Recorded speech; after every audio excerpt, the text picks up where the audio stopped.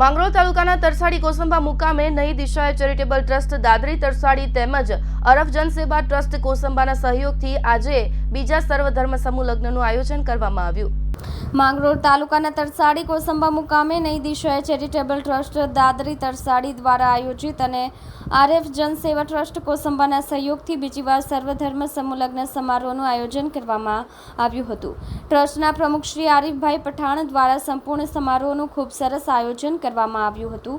આ સમૂહ લગ્નમાં 6 જોડાઓનું સમૂહ લગ્ન યોજવામાં આવ્યું હતું, જેમાં 2 હિન્દુ જોડા અને સમાજના અને 4 જોડા મુસ્લિમ સમાજના જોવા મળ્યા હતા।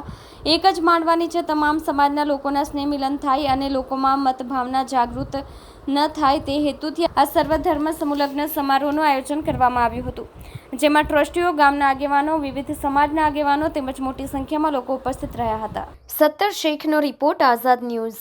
આજે 26મી મેના રોજ નઈ દિશાએ ચેરિટેબલ ટ્રસ્ટ દ્વારા કોસંબાના દાદરી વિસ્તારમાં 6 જોડાઓનો સમૂહ લગ્ન સમારંભ યોજવામાં આવ્યો છે, જેમાં 2 જોડાઓ હિન્દુ સમાજના છે અને 4 જોડાઓ મુસ્લિમ સમાજના છે।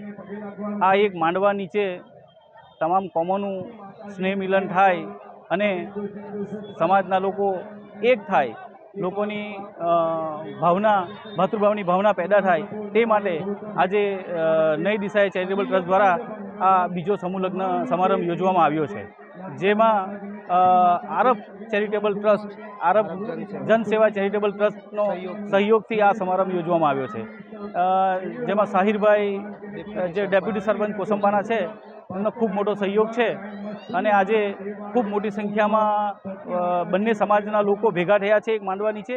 અને અમારો આ સંદેશ છે કે લગ્ન સમારંભો તો ખૂબ જ થાય છે, પણ હિન્દુ અને મુસ્લિમ સમાજ એક માંડવા નીચે એક સાથે જમે એ ભાવના કેળવવા માટે આજે આ સમારંભ આયોજન અમે કરવામાં આવ્યું છે।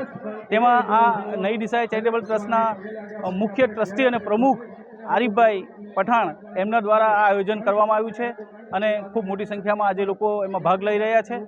એ બાબતની અમને ખૂબ ખુશી અને આનંદ છે અને તમામ જે દાતાઓનો અમે આભાર વ્યક્ત કરીએ છીએ, જેમણે આમાં લગ્ન સમારંભમાં, આ પ્રોગ્રામમાં એમણે સહયોગ આપ્યો છે, આર્થિક રીતે અને સાધન જમવાનું વગેરેમાં એમાં અમને સહયોગ આપ્યો છે। એવા તમામ દાતાઓનો હું આ પ્રસંગે અભિનંદન આપું છું, આભાર વ્યક્ત કરું છું।